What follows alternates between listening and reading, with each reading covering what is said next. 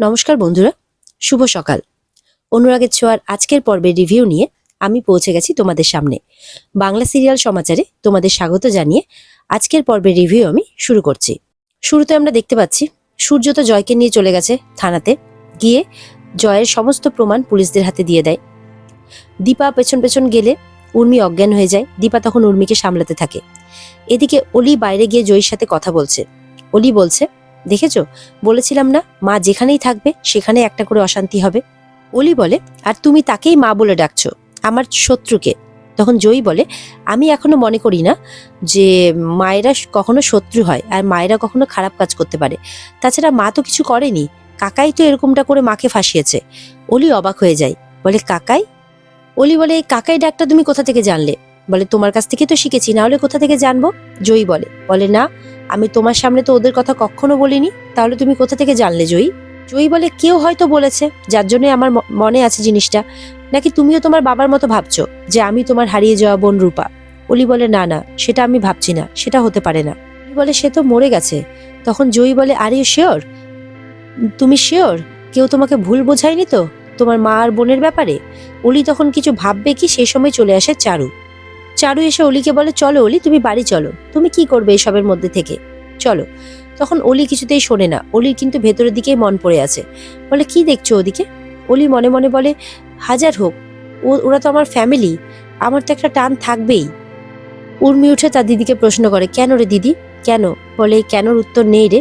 দেখ, মানছি জয় অন্যায় করেছে, কিন্তু ও তার ভুলটা তো বুঝতে পেরেছে। ও তো এসছিল আমার কাছে ক্ষমা চাইতে। দেখ, আমি তো শুধু এইটুকুই চেয়েছিলাম যে ওর ভুলটা বুঝতে পারুক। ও তো তা পেরেছে, তো আমি ওকে ক্ষমা না করে কি করে থাকতে পারতাম বল? ওর ভুলটা বুঝতে পেরেছে। এরপরে যদি আমরা ওকে ওখান থেকে না নিয়ে আসি, তাহলে তো সেটা আমাদের হার হবে। সাক্ষ্যদীপ বলে, মিসেস সেনগুপ্ত, আপনার যেটা মন চায় আপনি সেটাই করুন। মাসি তখন দীপকে কথা দেয়, মানে দীপা বলে, এই মাসি তোমাকে কথা দিচ্ছে, তোমার বাবাকে তোমার কাছে ফিরিয়ে অবশ্যই নিয়ে আসবে। দীপ তো সমানে কেঁদেই চলেছে।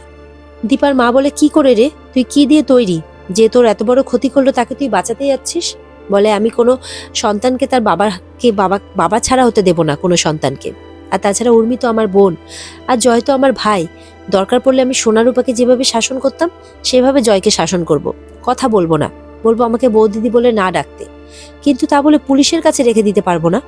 এরপরে দীপা মন স্থির করে যে জয়কে সে নিয়ে আসবে, আর বেরিয়েও পড়ে। এরপরে দীপা বাইরে বেরিয়ে আসলে অলি বলে, আসুন, আমি আপনারই অপেক্ষা করছিলাম। আমি জানতাম যে আপনি চুরি করতে পারেন না, আর কাকাই এটা করেছে এটাও আমি ভাবতে আমাকে খারাপ লাগছে, কিন্তু আমার এইটুকু বিশ্বাস ছিল যে আপনি চুরি করতে পারেন না। তখন দীপার মনে মনে একটু খুশি হয়, যাক, তার মেয়ে এতদিন তাকে ঘৃণা করছিল, এবার তার উপর একটু হলেও তো বিশ্বাস দেখিয়েছে। তারপরে আবার বলে, চাইলে আপনি মানুষ খুন করতে পারেন। এটাতে দীপা অবাক হয়ে যায়, আর রূপা খুব রেগে যায়, বলে, তুমি এইভাবে ওনাকে অপমান করতে পারো না। দীপা তখন মনে মনে বলে, কি ব্যাপার, ও এতটা রেগে যাচ্ছে কেন? তখন অলি বলে, কি ব্যাপার বলো তো, তোমার কি হয়েছে, তোমার তুমি এরকম করছো কেন?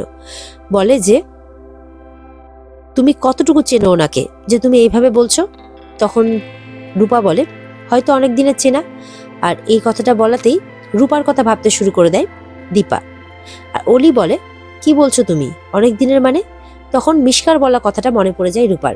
রূপা তখন আবার বলে কথাটা ঘুরিয়ে, যে বাবার রেস্টুরেন্টের এমপ্লয়ি উনি, আর ওনার সাথে আমি যতটুকু পরিচয় হয়েছে ওনার সাথে আমার কেন জানি না মনে হয়েছে যে উনি যেন আমার অনেক দিনের চেনা।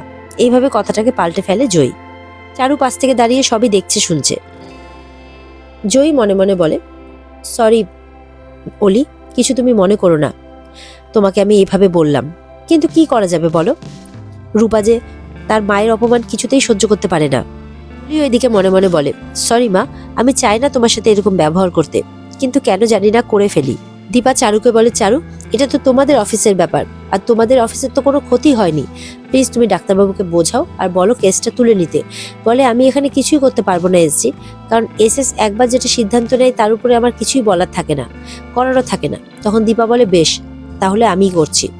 রূপা এদিকে মনে মনে বলে, তুমি পারবে মা, আমার পুরো বিশ্বাস আছে তোমার উপর, তুমি ঠিক পারবে।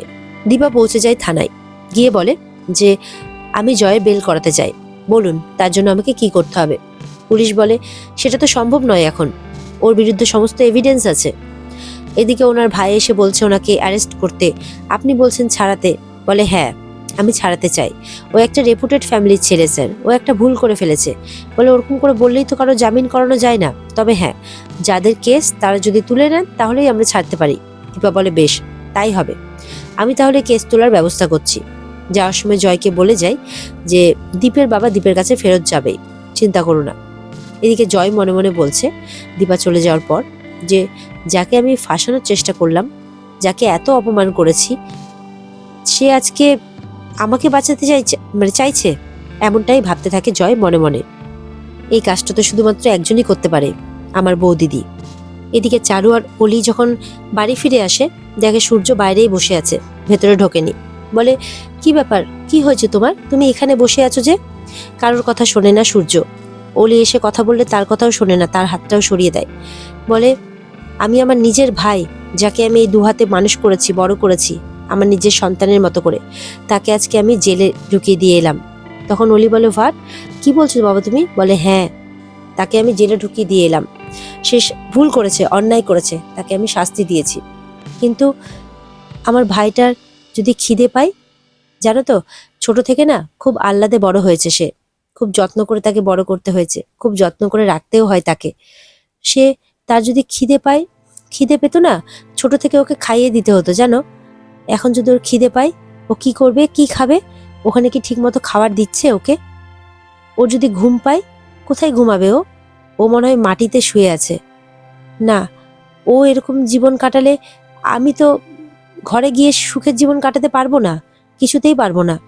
চারু বলে এইভাবে করলে তো তোমার শরীর খারাপ হয়ে যাবে। বলে হোক। বলে তুমি ওকে ক্ষমা করে দিতে পারতে তো। বলে না, ও দোষ করেছে, ওকে শাস্তি পেতেই হবে। কিন্তু ও যতদিন শাস্তি পাবে ততদিন আমি সুখে থাকতে পারবো না, আমি সুখ করে ঘরে থাকতে পারবো না।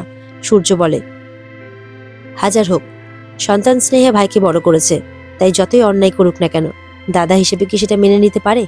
কখনো সম্ভব নয় এটা। ওপরে তার ভুলের জন্য শাস্তি দিলেও আসল শাস্তিটা যে তাকেই ভোগ করতে হয়। চারু তখন সূর্যকে বলে চলো তাহলে আমরা কেসটা তুলে নিই, আমি বসের সাথে কথা বলছি, আমি ওনাকে বোঝানোর চেষ্টা করব। সূর্য বলে না, ও দীপার সাথে যে অন্যায়টা করেছে, বিনা দোষে ওকে শাস্তি পেতে হয়েছে, ওকেও জেলে থাকতে হয়েছে। ও অসহায় ছিল, অসুবিধে ছিল, ও আমাকে বলতে পারতো, বলেছে একবারও না। ও কি করলো? ওর বৌদিদির সাথে এরকম করলো। সেই বৌদিদি, যে বৌদিদি ওকে ভাইয়ের মতো মানে ভাইয়ের মতো ওকে দেখে আর কি, ভাইয়ের মতো ভালোবাসে, এত সুন্দর সম্পর্ক ওদের, তার সাথে ও এরকমটা করলো। তখন চারুর খারাপ লাগে দীপার কথা বলাতে। চারু বলে আসল কারণ কি এটাই? বলে হ্যাঁ, এটাই আসল কারণ। ও কেন করলো দীপার সাথে এরকম? হোক, ও আমার নিজের ভাই, ওকে শাস্তি পেতেই হবে। সূর্য বলে। সূর্য তখন হঠাৎ করে দীপের কথা মনে পড়ে। দীপ তো বলেছিল বাবা চকলেট কেক রাখা আছে, তুমি এসো, তারপর একসঙ্গে খাবো। সূর্য বলে আমি কি করে এখানে বসে থাকতে পারি? বাচ্চাটা তো ওখানে একা আছে, ও তো আমার ভাইয়ের ছেলে, আমার দায়িত্ব, আমার কর্তব্য, আমাকে ওর কাছে যেতে হবে। তখন চারু বলে চলো, তুমি একা যাবে না, আমিও যাব তোমার সঙ্গে। বলে না, তুমি কোথাও যাবে না। বলে জয় তো তোমার ফ্যামিলি, আমিও তো দুদিন পর তোমার ফ্যামিলি হতে চলেছি, তাহলে আমি কেন যাব না? বলে তোমাকে দেখে উর্মি রিয়াক্ট করতে পারে, আর আমি চাই না তুমি এই সময় ওখানে যাও, তাই আমি যাব। তুমি একটু বোঝার চেষ্টা করো চারু। সূর্য বলে। অলি বলে বাবা আমি তোমার সঙ্গে যেতে পারি? সূর্য বলে তুই যাবি? বলে আমি জেদ করছি না বাবা, আমি মন থেকে যেতে চাই তোমার সঙ্গে, তুমি নিয়ে যাবে? সূর্য রাজি হয়, অলিকে জড়িয়ে ধরে, আর অলি আর সূর্য রওনা হয়ে যায়। চারু তখন বলে সেই সব কিছুর মাঝে তুমি ফিরে আসছো এসছি, তুমি বলেছিলে তুমি এসএস এর জীবনে আর আসবে না, কিন্তু এসএস কি তোমাকে ছাড়া পারবে থাকতে?